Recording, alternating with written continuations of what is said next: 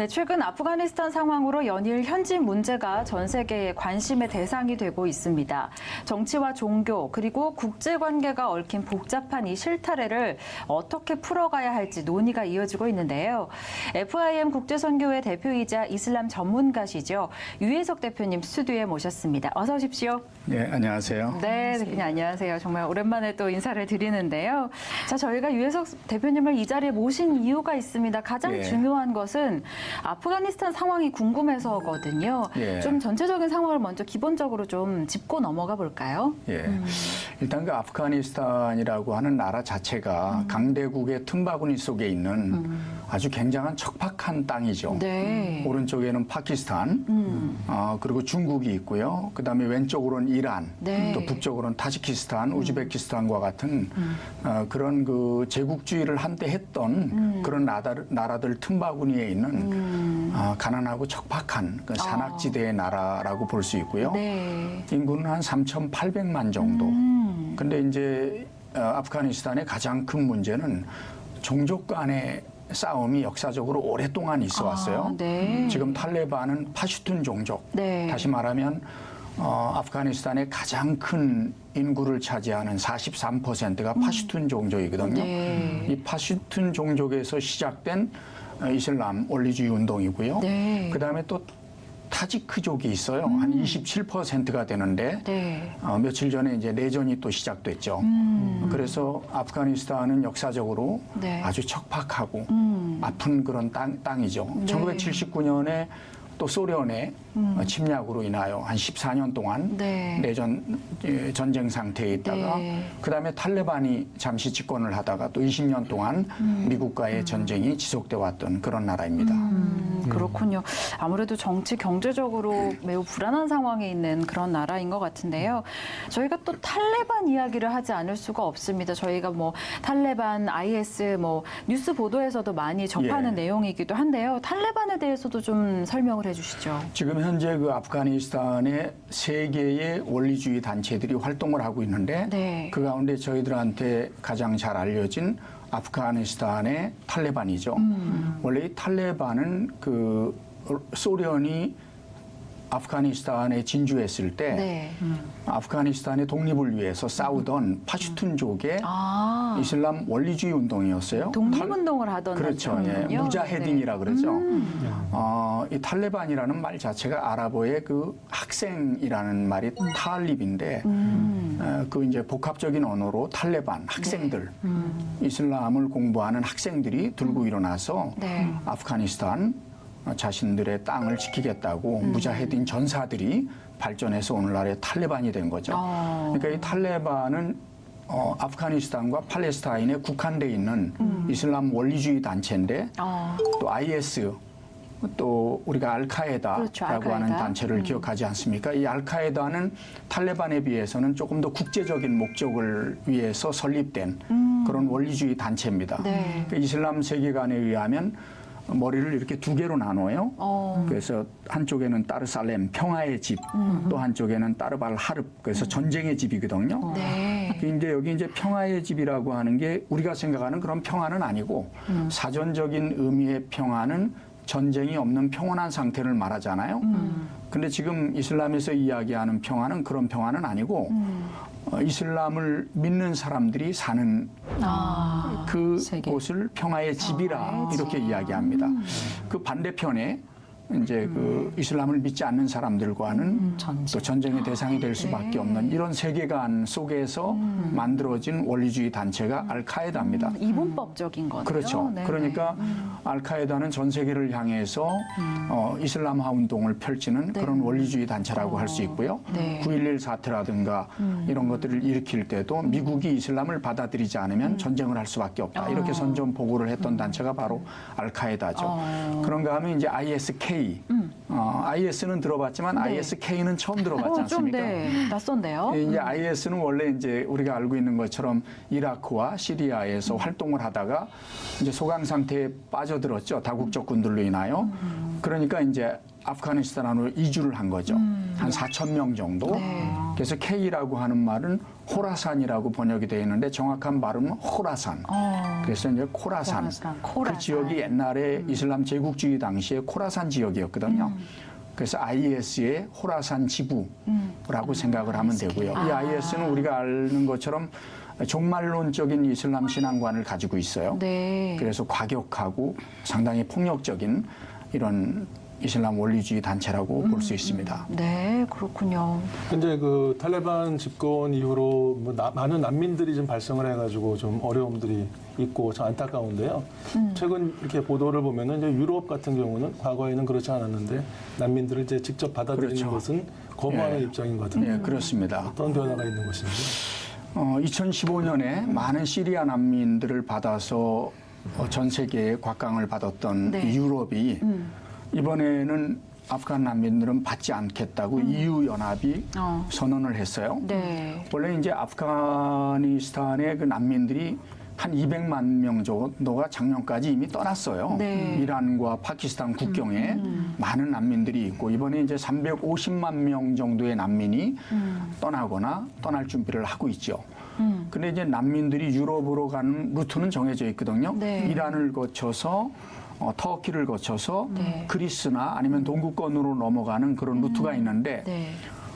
터키가 국경에 장벽을 설치하기로 했고 그리스가 장벽을 설치하고 폴란드가 장벽을 설치하고 이미 동구권은 다 장벽을 설치해놨고 이렇게 안 받겠다고 얘기한 거예요. 다 막힌 상태네요. 2015년에 몇백만의 난민들을 받아서 아주 그 우리의 마음을 따뜻하게 했던 유럽이 네. 왜 아프간 난민들을 받지 않게 됐을까요? 처음에 이제 유럽이 난민을 받게 된 것은 인도적인 차원도 있지만 유럽이 갖고 있는 근본적인 문제가 있어요. 그게 저출산이거든요. 그다음에 노동력의 부족, dirty, difficult, dangerous. 이 어려운 3D 현상의 일을 복지국가를 위해서는 누군가 해야 되잖아요. 네. 그 난민들이 들어오면 그 역할을 감당하리라고 생각을 했는데 네. 실제로 난민들이 들어감으로 인하여 나타난 현상은 그렇게 낭만적이지가 않아요. 왜냐하면 모슬렘들이 많이 있음으로 인하여 유럽에 나타난 네 가지 현상 가운데 첫째가 테러거든요. 테러. 저는 영국에서 오랫동안 살았습니다만은 테러가 정말 많이 일어나요. 네. 외로운 늑대라고 해서 한국의 뉴스에도 안 나와요. 한 명이 일으키고 자폭하는 네, 경우 네. 이런 경우가 많습니다. 이슬람 인구가 많아지면서 테러가 많아지고 네. 그다음에 또 모슬렘에 의한 성폭력. 우리가 아는 것처럼 이슬람에서의 여성과는 또 오늘날 유럽이 생각하는 그런 인권과 결부된 여성과는 또 아니란 말이죠. 네. 그다음에 이제 폭력적인 범죄, 범죄 문제. 또 마약 뭐 이런 것들로 인하여 유럽이 상당히 아주 네. 많은 고통 속에 직면하게 됐죠. 또 이제 모슬렘들이 들어가서 사실 유럽 문화와 이렇게 동화될 줄 알았지만 네. 그거 쉬운 문제가 아니에요. 너무나 이 강력한 문화와 문화와의 만남은 네. 반드시 충돌을 유발한다고 하는 것을 이미 사무엘 헌팅턴이라는 네. 예일대학교 교수가 문명의 충돌이라는 책에서 밝혔거든요. 네.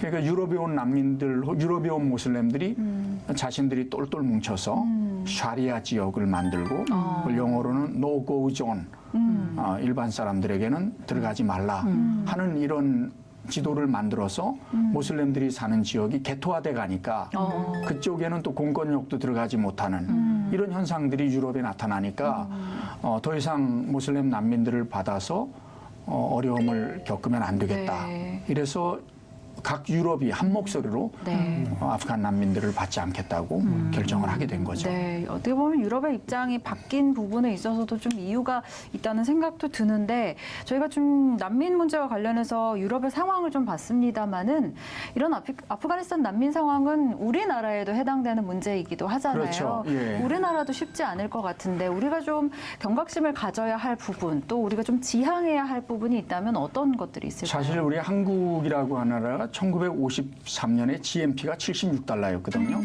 전 세계에서 가장 못 사는 나라였어요.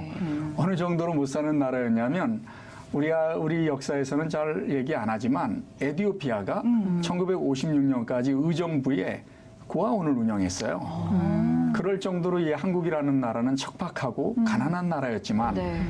얼마나 많은 도움을 받아서 여기까지 왔습니까? 이런 측면에서 봤을 때 우리가 난민들을 외면해서는 안 되죠. 그렇죠. 그리고 인도주의적인 차원에서 그들을 도와야 한다는 말에 반론을 제기할 수 있는 사람은 없어요. 사실은 우리 역사를 살펴볼 때 네. 그런 면에서 이제 난민들에 대해서 호의적인 마음을 가지고 인도적인 측면에서 그들을 어떻게 도와줄까 우리 정부나 또 기독교인들이 고민하는 것은 굉장히 자연스럽고 본질적인 일이라고 생각합니다. 그러나 이제 우리가 몇 가지 생각할 필요가 있어요. 네. 왜냐하면 우리가 예멘 난민을 제주도에 받았던 경험이 있지 않습니까? 그런데 사실은 그 예멘 난민 사태가 일어났을 때 예멘에서 가장 가깝고 전 세계에서 가장 잘 사는 산유국 6개 나라가 있어요. 네. 사우디아라비아, 아랍에미레이트, 바레인 이 6개의 나라를 이제 걸프 동맹, 네. 걸프 연합이라고 하는데 이 걸프 연합에선 단 한 명의 난민도 받지 않았어요. 그때 당시에 이제 쿠웨이트 고위 관리였던 살람이라고 하는 고위 관리가 프랑스 24시라고 하는 방송에서 인터뷰한 내용이 있는데 난민은 트라우마가 있는 사람들이고 그 외상이 많은 사람들이기 때문에 그들을 받게 되면 우리나라 사람들도 그 고통에 동참할 수 있기 때문에 우리 국민들은 원하지 않는다. 이래서 받지 않았어요. 그리고 우리가 잘 알고 있는 그 이슬람의 맏형이라고 할 수 있는 사우디아라비아도 단 한 명의 난민도 받지 않겠다. 그 대신에 난민들이 많은 독일에 200개의 이슬람 사원을 지어주겠다. 이렇게 얘기했거든요. 또 우리가 아는 것처럼 유럽이 다 난민을 받은 건 아니에요. 그렇죠. 비셰그라드 그룹이라고 네, 네. 하는 그 동부 유럽, 폴란드, 헝가리, 체코, 슬로바키아 이런 나라들은 난민 하나도 받지 않았어요. 네. 그 이들은 왜 난민을 받지 않았을까? 이 문제에 대해서 우리가 생각할 필요가 있다고요. 왜냐하면 동부 유럽 비셰그라드 그룹은 이미 15세기, 16세기 한 200년 동안 이슬람의 지배를 받았던 적이 있어요. 오스만 터키에. 네. 그때 당했던 그 아픔, 그때 당했던 기독교인들의 고난을 잘 기억하고 있거든요. 그래서 그 역사를 되풀이하지 않겠다는 그런 배경이 있다고요. 이런 측면에서 우리가 난민들을 도와줘야 되는 인도적인 차원은 당연히 해야 되지만 네. 어떻게 도와줘야 되느냐 하는 면에 있어서는 정말 많은 토론과 국민적 합의가 도출되어야 하지 않나 이런 생각을 합니다. 하우에 예를 대한 들어서 부분. 지금 아프간 난민들이 한국에 데리고 들어오는 것만이 능사인가 이런 측면은 고민을 해봐야 될 네. 필요가 있어요. 우리 한국도 저출산의 문제, 노동력의 문제를 해결하기 위하여 또 사람들이 들어와서 다문화를 형성하는 것이 나쁘다고 할 수 없어요. 네. 좋은 대안이라고 볼 수 있지만 유럽을 보면 모슬렘들을 많이 받음으로 인하여 치러야 될 대가가 크다는 것도 염두에 두어야 하는 거죠. 그래서 유럽을 반면교사로 삼아서 한국 정부가 어떻게 이 난민의 문제를 해결할 것인가에 대한 고민이 수반돼야 되고 네. 또 연구가 수반돼야 돼요. 그 이유는 역사를 통해서 배우지 못하면 그 역사는 반복될 수밖에 없거든요. 그렇죠. 그래서 저는 개인적으로 이런 제안을 해봐요. 가장 바람직한 건 뭘까 하는 네. 생각을 해봤을 때 아프가니스탄의 그 난민들이 그 주변에 같은 문화와 같은 종교를 가지고 있는 많은 나라들이 있지 않습니까? 네, 네. 그런 나라의 난민촌을 만들었을 때 한국 정부가 적극적으로 재정을 지원해서 그들을 인도적인 차원에서 도와줄 수 있는 이런 방법들도 있어요. 왜냐하면 난민들이 모슬렘 난민들이 한국에 들어왔을 때 과연 네. 정착할 수 있느냐 하는 것은 아직까지도 실험해보지 못한 문제거든요. 네. 또 유럽과 같은 대가를 치를 수 있는 가능성도 많이 있고요. 네, 네. 이런 측면에서 기독교계와 정부가 다각적으로 그들을 도울 수 있는 방법을 연구해야 하지 않나 네. 이렇게 생각을 합니다. 좋습니다. 아프가니스탄의 기독교 역사를 보면 네. 도마로부터 이제 전래되었다고 이렇게 알고 있는데요. 기독교와 이슬람에 대해서 저희가 분별을 또 해야 될 필요성이 있잖아요. 예. 그래서 짧은 시간이지만 우리 한국 성도님들에게 예. 이 기독교와 이슬람이 어떻게 우리가 분별할 수 있는지 좀 예. 말씀해 주시면 감사하겠습니다. 아프가니스탄의 역사를 돌아보면 네. 도마가 인도에 복음을 전하러 갔다는 건 다 알고 있지 않습니까? 네. 도마가 당시에 군다포로스 왕, 이 군다포로스 왕이 누구냐 하면 지금의 아프가니스탄 북쪽 지역을 살고 있었던 왕이었어요. 네. 그러니까 이 군다포로스 왕에게 복음을 전해서 그와 같이 활동을 했다는 건 도마 복음에 나와 있고 네. 인도나 또 파키스탄에서 잘 알려진 이야기거든요. 네. 그러니까 아프가니스탄의 도마에 의해서 복음이 전파됐지만 그 뒤로는 기독교 역사가 전혀 없는 그런 나라였죠. 그러다가 이제 우리가 알고 있는 것처럼 기독교가 이제 1959년에 아이젠하워 대통령이 아프가니스탄을 방문했을 때 외국인들을 위하여 교회를 세워달라는 부탁을 해요. 네. 그래서 아프간 정부가 1970년에 외국인을 위한 교회 건축을 허락해줘요. 네. 그러나 3년 만에 다시 불호도자로 전부 밀어버리게 됩니다. 네. 그러니까 공식적으로 아프가니스탄에 기독교회는 단 하나도 없습니다. 그러나 가정교회들은 있어요. 지난 20년 동안 그 미군이 아프가니스탄에 진주하면서 했던 일들을 일방적으로 과소평가할 수 없어요. 네. 아프가니스탄에 많은 기독교인들이 일어났어요. 정확한 통계는 알 수 없습니다. 대략 최소한 8,000명에서 18,000명 정도의 기독교인들이 아프가니스탄에 있는 것으로 네. 알려져 있고요. 그러니까 이와 같은 아프가니스탄 사태가 아프가니스탄에 다시 한번 복음의 문을 열 수 있는 기회가 될 수 있다는 것에 반론을 제기할 사람은 없습니다. 네네. 그리고 위기는 위험한 기회이기 때문에 얼마든지 복음이 편만하게 될 가능성이 있고요. 또 아프가니스탄 사람들이 난민으로 떠났다가 그들이 기독교 복음을 접할 수 있는 가능성이 굉장히 커요. 네. 그러니까 우리 한국 교회가 아프가니스탄을 위해서 기도해야 됩니다. 그리고 지금 이제 굉장히 중요한 때를 우리가 맞이했는데 그래요. 많은 모슬렘들이 이슬람을 떠나고 있어요. 역사적으로 이슬람 역사에 이런 적이 한 번도 없었어요. 이슬람은 종교개혁과 같은 그런 르네상스 혹은 또 계몽주의와 같은 적이 한 번도 없었어요. 그런데 2000년대에 들어와서 전 세계적으로 많은 모슬렘들이 기독교로 개종한다는 건 이미 연구를 통해서 다 나와 있어요. 예를 들어서 2012년에 그 사우디아라비아 갤럽 조사에 의하면 네. 사우디아라비아의 5%가 이슬람을 떠났어요. 그 다음에 이집트 같은 경우에는 12.5%. 이미 뭐 이집트 신문에 나온 내용이죠. 네. 또 모로코 같은 경우에는 15%가 이슬람을 떠났어요. 정말 놀라운 일이지 않습니까? 흐름들이 계속 이어지고 있는 계속 거예요. 이어지고 있는 거죠. 그래서 이제 미국의 플러신 학교가 연구를 한 거예요. 네. 10년 동안. 도대체 왜 역사적으로 한 번도 없었던 이 이슬람에 AD 2000년부터 시작해서 이런 변화가 일어나느냐 이런 연구를 하게 됐는데 그 첫 번째 이유가 선교사들과 기독교인의 헌신적인 삶에 감동을 받아서 첫 번째 이유가 무려 가장 많이 네. 여기 이제 우리의 역할이 있는 거죠. 그렇죠. 우리가 그리스도의 빛 가운데 걸어갈 때 그것을 보고 감동을 받고 그들도 그런 삶을 실천하고 싶어서 네, 네. 기독교로 개종하죠. 두 번째가 이제 파워 엔카운터. 이슬람권에 선교사가 없는 데가 얼마나 많아요. 근데 하나님께서 역사하시는 거죠. 선교사가 없는 데서 기독교인들이 일어나는 역사가 초과학적으로 일어나는 경우를 우린 지금 많이 경험하고 있어요. 그 세 번째가 이슬람에 대한 회의. 이게 정말 우리가 믿는 종교냐? 이 탈레반이 뭐예요? IS가 뭐예요? 이슬람 원리주의 7세기 모하메드 당시 꼬란에 가장 충성스러운 사람들이 이분들이에요. 왜 모슬렘들이 그들을 향하여 데모하지 못해요?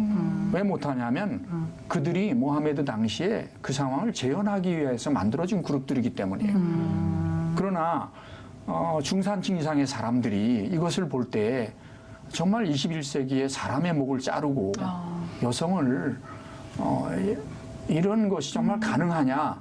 그래서 이 사람들이 이제 인터넷을 뒤지고 또 영상을 통해서 많이 이슬람에 대한 회의를 품고 기독교로 개종하는 일들이 지금 일어나고 있다. 네. 이런 측면에서는 아프가니스탄에 일어나고 있는 이 사태를 통해서 또 하나님께서 어떻게 역사하실지 우리가 믿음의 눈으로 바라보고 그렇죠. 또 긍정적인 측면에서 기도하는 일 중요하다고 생각합니다. 네, 맞습니다.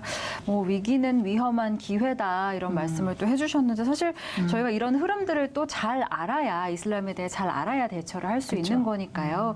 이와 관련해서 좀 정리를 하셔서 또 책을 내셨다고 들었어요. 어떤 책인가요, 선생님? 예, 제가 이번에 그 이슬람과 유럽 문명의 종말이라는 이 책을 쓰게 됐습니다. 네. 저는 그 1990년에 이제 이집트에 들어가서 사역을 하면서 꼬란을 배우고 네. 아랍어를 배웠어요. 모슬렘들에게 맨투맨으로 전도하는 게 이제 제 특기였는데 네. 그러다 보니까 꼬란에 기독교 내용이 많습니다. 네. 그러니까 연구할 수밖에 없었고 그래서 꼬란을 배우게 됐는데 1997년에 제가 이제 영국으로 오게 됐습니다. 어쩔 수 없이 블랙리스트에 올라가고 또 감옥에 다녀오고 이런 아픔을 겪으면서 영국에서 이제 선교사들을 훈련시켜서 이슬람권으로 보내자 네. 이런 사역을 하게 됐죠. 그러니까 본의 아니게 영국에 20년 이상 살게 된 거예요. 네. 유럽이 영국 같은 경우에 1990년에 제가 공부하러 갔을 때 네. 모슬렘 인원이 인구가 110만 명이었거든요. 네. 지금은 550만 명입니다. 네. 그러니까 이슬람 인구가 성장하면서 어떤 변화가 일어나고 있는가 하는 것을 제 눈으로 보게 되었고 또 제 박사학위 논문과 또 관련이 돼서 과연 이 유럽이 왜 이렇게 이슬람 인구가 많아졌고 어떤 변화가 일어났는가 네. 또 앞으로 유럽은 어디로 가고 있는가 하는 부분에 대해서 고민하지 않을 수가 없었죠. 그렇죠. 한편으로는 이제 모슬렘들을 사랑해서 평생 모슬렘을 위해서 살아야 되겠다는 선교사로서 결심을 했지만 또 한편으로 이 부분에 대해서 누군가 다뤄줘야 되는데 꼬란을 알고 또 이슬람을 공부한 저로서 이 부분에 대해서 침묵할 수가 없었습니다. 그래서 사실 기독교인들을 향해서 이슬람에 대한 책은 7, 8권 썼지만 기독교적인 측면이 아닌 정치, 사회, 문화적인 측면에서 이슬람을 좀 다룰 필요가 있겠다. 조국의 미래를 위해서 네. 또 한국의 기독교인들이 과연 어떻게 이슬람을 바라봐야 되고 다음 세대를 준비해야 될 것이냐 하는 이런 생각을 하면서 이 책을 출판하게 됐습니다. 네, 좋습니다. 아무래도 이런 이슬람과 유럽 문명에 이런 관련된 이야기들 이 책을 보면 좀 정리할 수 있는데 좀 도움이 될 것 같다는 생각이 듭니다. 자, 정말 오늘 중요한 말씀들을 많이 해주셨습니다. 저희에게 지금 필요한 이야기들 우리가 좀 관심 갖고 기도해야 될 문제들인데 이런 상황 중에서 저희가 좀 놓치지 말고 기도해야 할 내용이 있다면 마지막으로 어떤 것이 있을지 좀 말씀해 이제 주시죠. 한국에도 이제 이슬람 인구가 성장하고 있습니다. 지금 한 35만 명 정도 네. 성장하고 있고 또 불법 체류자들이 한 40만 명이 있는데 정부 통계에 의하면 불법 체류자들의 12%가 모슬렘이다. 네. 또 이제 아프가니스탄 시민들이 한국에 원래 1만 명 정도가 있었어요. 네. 난민들만 아니라 이미 그 한국의 많은 그 직장에서 근무들 하고 있고 또 1만 명 정도의 노동자들이 한국에 와서 살고 있어요. 한국의 기독교인들이 너무 이슬람 또 무슬림들을 두려워하면 안 돼요. 고린도후서 1장 17절에 하나님이 주신 마음은 두려워하는 마음이 아니오. 우리 기독교인들이 담대하게 모슬렘들을 좀 품고 기도했으면 좋겠어요. 모슬렘들이 왜 모슬렘이 됐냐 하면 복음을 들어보지 못했기 때문에 모슬렘이 된 거예요. 그리고 모슬렘들의 약 70%가 문화적인 모슬렘들이에요. 그 사람들이 왜 난민이 됐어요? 이슬람 원리주의자들을 피해서 도망가는 거 아니에요? 이 사람들은 정말 종교적으로 살고 싶고 선한 삶을 살고 싶어 하는 사람들이 약 70%예요. 그 사람들을 테러리스트와 동일하게 쳐다본다면 얼마나 억울하겠어요. 그렇죠. 따라서 우리가 이슬람은 경계하되 무슬림들은 그리스도의 사랑으로 네. 아까도 말씀드렸지만 전 세계에서 무슬림들이 기독교로 개종하는 확률 가운데 가장 높은 것이 그리스도인들의 사랑과 헌신에 감동돼서거든요. 네. 우리가 믿는 그리스도를 그들에게 실천할 수 없다면 우리가 정말 복음을 믿는 것이라고 할 수 없지 않습니까? 그런 측면에서 우리는 담대하게 그들에게 다가가서 친절과 사랑으로 복음을 전하고 네. 또 그들의 필요를 좀 채워주는 이런 일들이 일어났으면 좋겠다. 그러나 동시에 또 우리가 관가하지 말아야 될 것이 있어요. 한국에서 이슬람으로 개종하는 사람들이 약 7만 1,000명입니다. 최소 인구가. 네. 근데 이슬람으로 개종하는 사람의 73%가 교회 다니던 기독교인들이라는 통계가 있어요. 이런 측면에서 이슬람에 대해서 우리 교회가 좀 알아야 됩니다. 또 어떻게 사랑해야 되는가. 사랑하는 것도 방법이 있지 않습니까? 이런 측면에서 한국 교회가 이슬람을 좀 더 깊이 연구하고 또 이슬람을 통해서 우리 자신들이 반성해야 될 것이 없나. 네. 이런 면을 깊이 생각해야 됩니다. 왜 그러냐 하면 종교개혁의 배경에는 이슬람이 있습니다. 오스만 터키의 유럽 침공이 있었기 때문에 종교개혁자들이 하나님께서 이슬람을 허락하신 이유가 뭐냐 이 부분을 연구하다가 우리의 타락이 이슬람을 허용했다고 본 거예요. 그렇다고 하면 우리 시대에 다시 한번 하나님께서 이 한국 땅에 이 조국 땅에 이러한 이슬람을 허락하신 이유가 뭐냐 이런 측면에서 다시 한국 교회가 복음으로 돌아갈 수 있는 또 새로운 종교 개혁의 계기가 될 수도 있다 이렇게 생각합니다. 그런 면에서 이슬람을 연구하고 또 무슬림들에게 그리스도의 사랑으로 다가가면서 우리가 믿는 이 복음을 실천할 수 있는 그런 기회가 될 수 있으면 참 좋겠습니다. 네, 좋습니다. 이슬람 문제를 통해서 우리 하나님께서 지금 이 시대에 우리에게 무슨 말씀을 하고 계시는지 저희가 조금 더 귀 기울여 들어봐야겠다는 생각이 들었고요. 말씀해 주신 내용들 저희가 함께 기억하면서 기도하도록 하겠습니다. 지금까지 FIM 국제선교회 이회석 대표와 이야기 나눠봤습니다. 오늘 말씀 감사합니다. 네, 고맙습니다. 네, 고맙습니다.